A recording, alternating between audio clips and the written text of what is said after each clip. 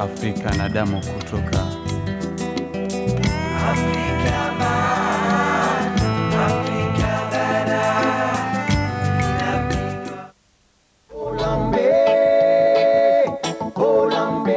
% de l'électricité consommée à Mayotte est produite par la combustion d'hydrocarbures. Les moteurs de l'île de Mayotte carburent au sol fuel depuis près de 30 ans.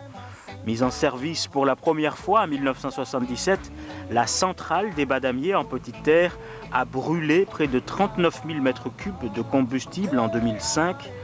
Aujourd'hui, pour éclairer toute l'île, 15 groupes électrogènes se relaient 24 heures sur 24 dans la centrale de la Société Électricité de Mayotte, baptisée Badamier 1 et Badamier 2.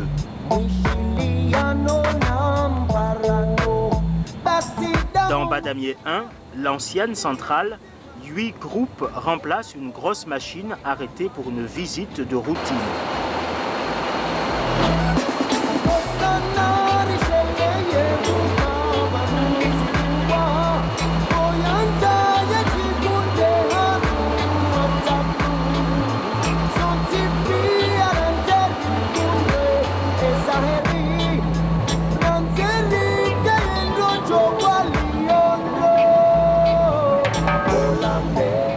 Badamier 2 est équipé de 4 autres groupes électrogènes de 7300 kW pour les plus puissants. 3 équipes de 3 agents se relaient 24 heures sur 24 pour faire fonctionner la centrale.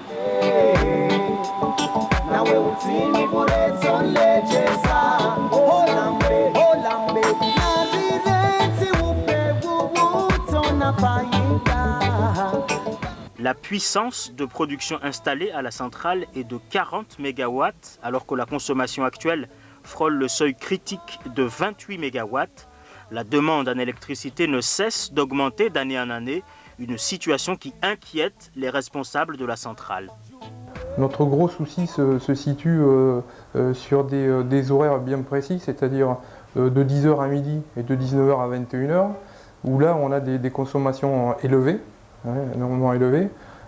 Pour donner un exemple, en 2004, on atteignait les 25 000 kW. Okay.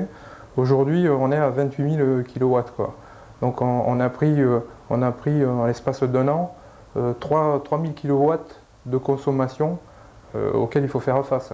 Donc effectivement, ces moteurs, on a 15 moteurs, dont certains ont plus de 15 ans. Et puis c'est des moteurs qui demandent à être arrêtés de temps en temps pour faire des visites. Les gros moteurs, les grosses visites, c'est de l'ordre de 6 semaines d'arrêt.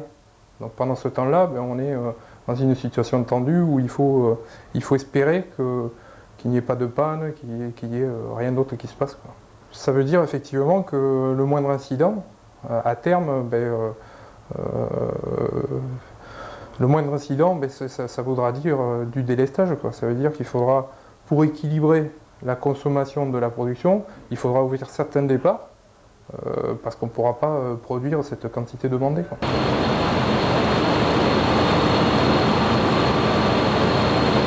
EDM envisage même de louer 5 autres groupes électrogènes de 4 MW pour anticiper les arrêts momentanés pour l'entretien de ces plus grosses machines.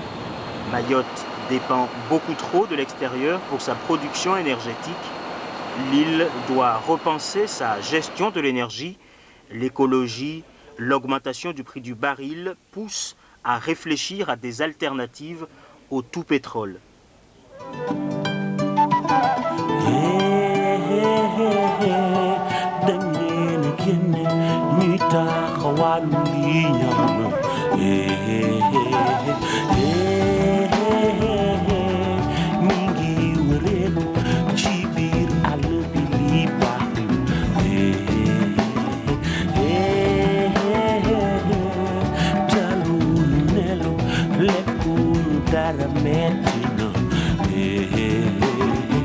Quand on place Mayotte dans son environnement international, avec les tensions, avec les guerres et avec l'augmentation continue du prix des barils, donc tout doit être mis en œuvre pour appeler les investisseurs qui s'orientent vers les énergies renouvelables à venir à Mayotte.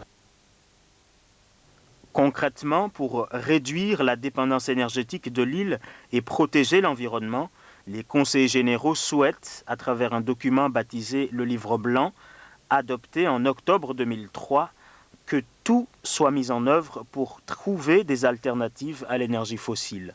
Ce choix est gravé dans le PAD, le projet d'aménagement et de développement durable, adopté en décembre 2004.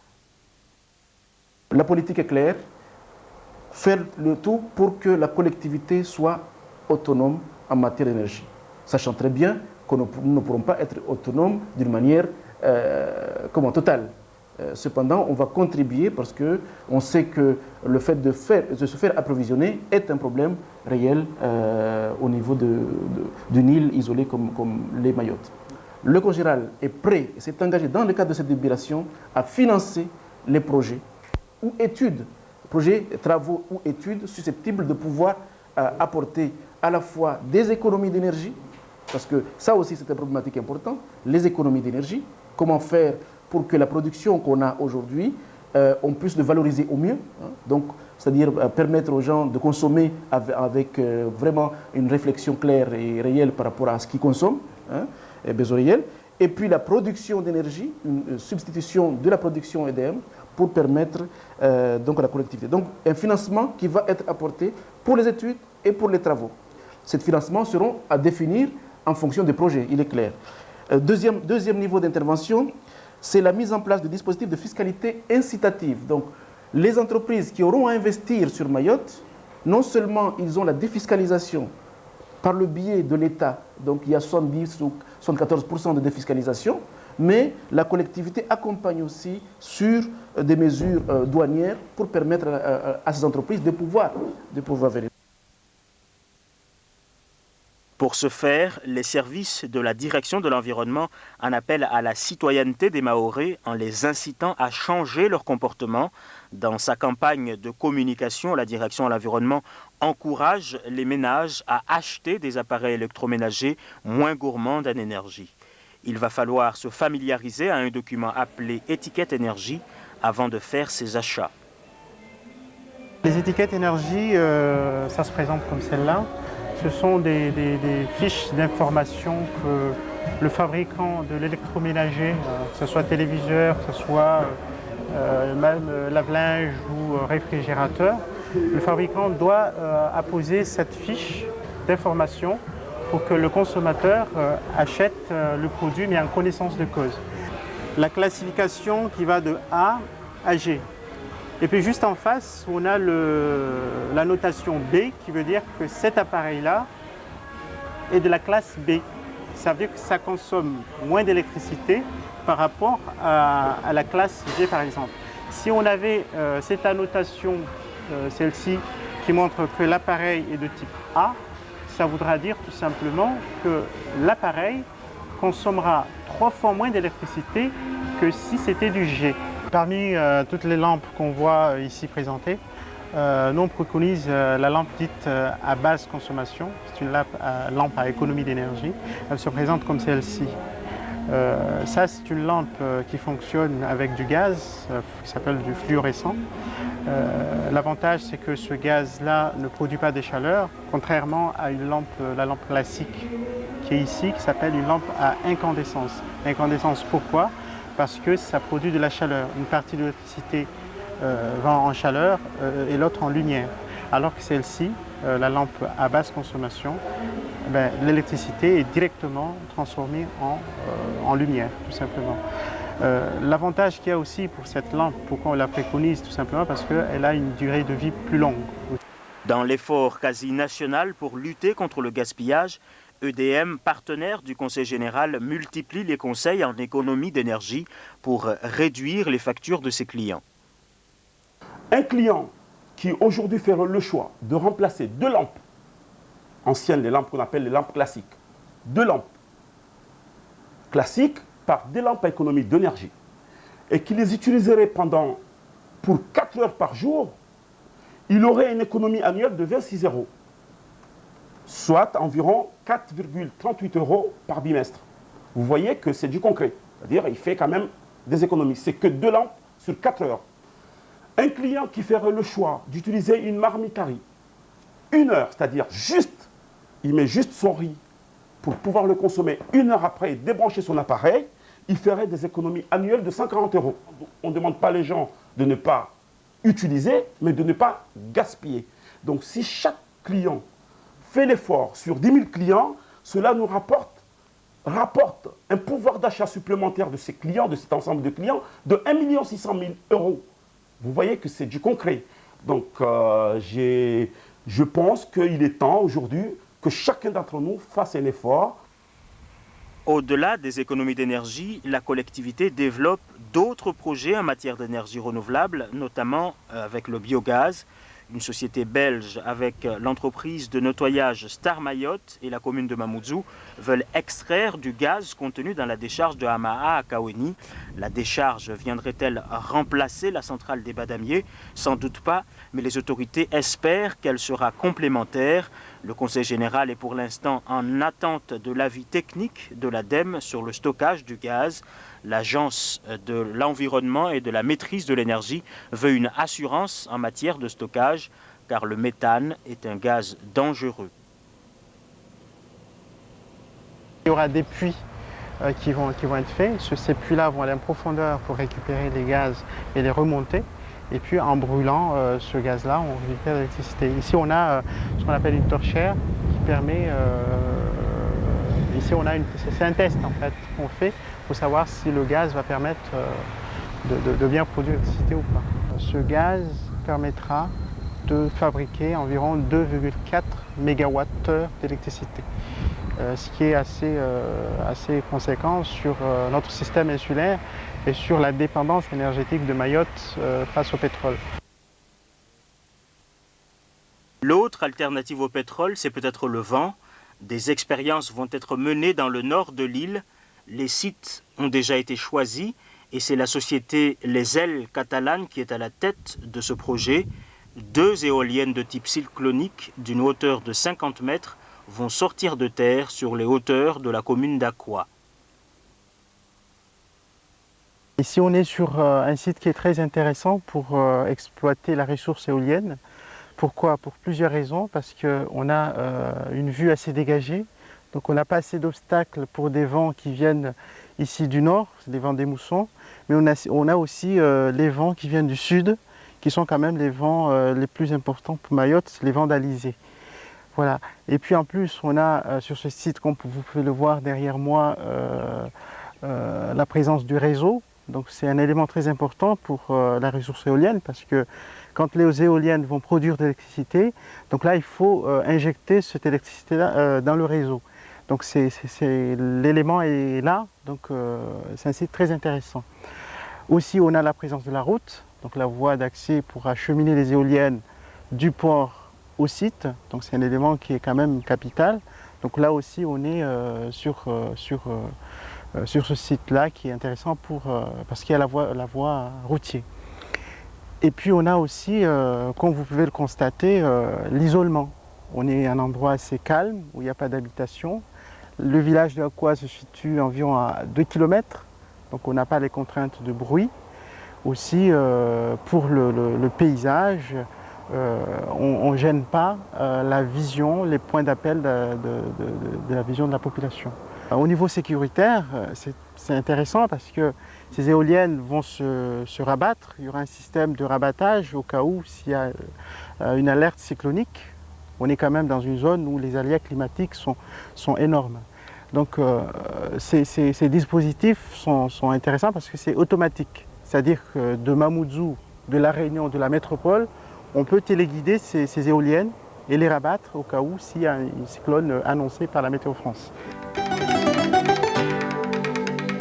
L'énergie renouvelable, c'est aussi le solaire.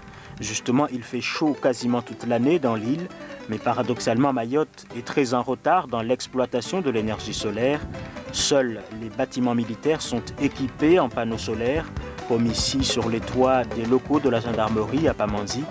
Ces équipements permettent aux gendarmes et à leurs familles d'avoir de l'eau chaude sans passer par le réseau électrique classique. La future mairie de Mamoudzou sera équipée en panneaux solaires photovoltaïques. Cela dit, les équipements coûtent extrêmement cher. Le coût d'investissement est fixé à 300 000 €.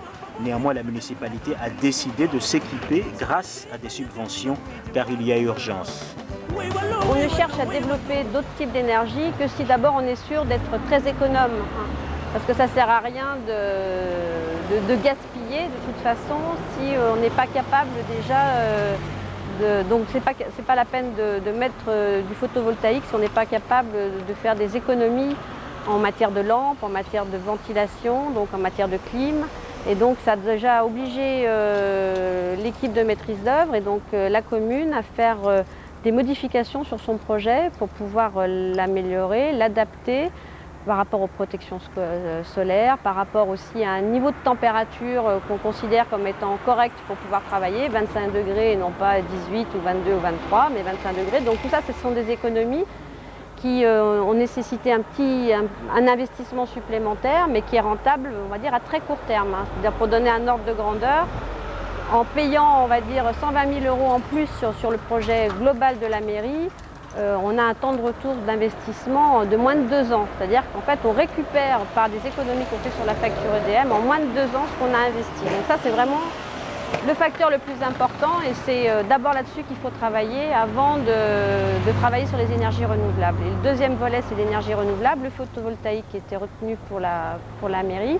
Et de la même manière que pour les économies d'énergie, on a travaillé en partenariat avec le Conseil général, puisque fait partie aussi de ces politiques, de ces actions prioritaires, et avec l'ADEME. Donc c'est bien entendu que la commune ne peut pas financer à elle toute seule un investissement photovoltaïque. L'ancien marché de Mamoudzou, encore en chantier, sera équipé également en panneaux photovoltaïques, selon les souhaits du Conseil général. L'éclairage public ne sera pas en reste. Aujourd'hui, il est fréquent de les voir allumés en pleine journée. La collectivité prévoit de le faire remplacer par des lampes à sodium à haute pression, des lampes qui durent plus longtemps et qui consomment très peu d'électricité. Cela dit, faut-il voir dans les projets du Conseil général la victoire de l'écologie? Les énergies renouvelables gagnent-elles enfin les cœurs? Verra-t-on les bâtiments publics ou les toits des particuliers tapissés de panneaux solaires? En tout cas, du côté des militants verts, on se réjouit des annonces, mais on attend de voir. Je dirais enfin. Enfin, parce que à Mayotte, on est tellement en retard par rapport aux autres départements d'outre-mer, tels que la Réunion, tels que la Guyane. La Guyane, le parc photovoltaïque, par exemple, qui fait partie des énergies renouvelables, représente 20%, voire même plus de 20%, et c'est en constante progression. Et à La Réunion, pareil, je n'ai pas les chiffres exacts, mais ils sont en avance. En plus, ils ont des subventions. Et Mayotte, qu'est-ce qu'on fait? Nous, quand on en parle, les gens ils nous prennent pour des... Ils sont fous. Ah, je vous mets joie. Utiliser le soleil, par exemple, pour avoir de l'énergie, de l'électricité. On nous prend un peu pour des débiles, quoi. Alors que c'est quelque chose de faisable. Peut-être qu'il faudrait donner un peu plus d'informations à la population pour qu'ils marchent avec. Quand on pense que 90% des déchets à Mayotte sont biodégradables. Donc pourquoi pas utiliser ces déchets pour du biogaz, par exemple. Et ça va permettre déjà d'avoir de l'énergie, mais ça va permettre également d'avoir du compost. On ne va pas importer du compost de métropole, par exemple. La perplexité de ce militant écologiste n'est pas sans fondement, car il ne faut pas crier victoire trop tôt. Mayotte ne va pas du jour au lendemain abandonner sa consommation de pétrole. Si aujourd'hui EDM est la principale grande consommatrice de fioul, l'énergie fossile a encore de beaux jours devant elle.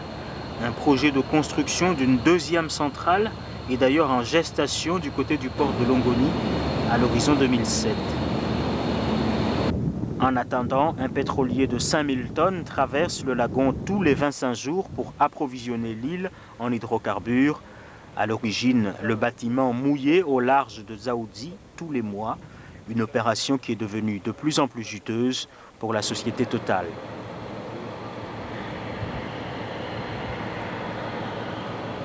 L'augmentation des consommations d'EDM nous a obligés à venir plus fréquemment avec le pétrolier qui ravitaille le dépôt. de manière à suivre cette augmentation de demande. Oui, on l'a tout à fait ressenti. Ça accentue la pression qu'on peut avoir sur les approvisionnements, mais globalement, on ne va pas se plaindre de vendre des volumes plus importants.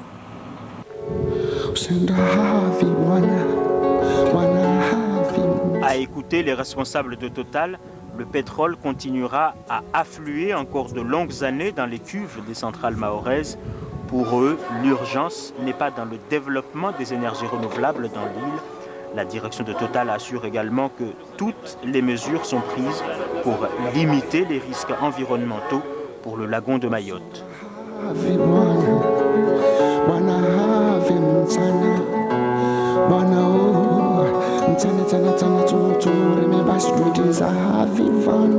Cette augmentation du rythme n'a aucune répercussion sur la qualité. Les opérations continuent à être conduites dans les normes du groupe Total en matière de qualité.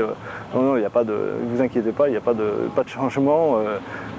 Simplement, le bateau est plus utilisé par l'approvisionnement de Mayotte et a moins le temps d'aller faire peut-être des livraisons sur Madagascar ou les Comores. Voilà exactement les conséquences de l'augmentation de la consommation à Mayotte. Selon les experts, dans 40 ou 50 ans, il n'y aura plus de pétrole. La planète aura épuisé son or noir. Malgré ce constat alarmant, l'État n'a pas modifié radicalement ses choix énergétiques. Il n'y a pas de remise en question de l'utilisation d'une énergie fossile destinée à disparaître. Mayotte va continuer à consommer beaucoup de pétrole, tout en essayant de limiter la consommation. Les projets de la collectivité s'orientent ainsi essentiellement vers les économies d'énergie, une preuve que l'écologie n'a pas encore gagné les cœurs. Il reste du chemin à faire pour que les énergies renouvelables entrent dans les mœurs et se fassent une place au soleil.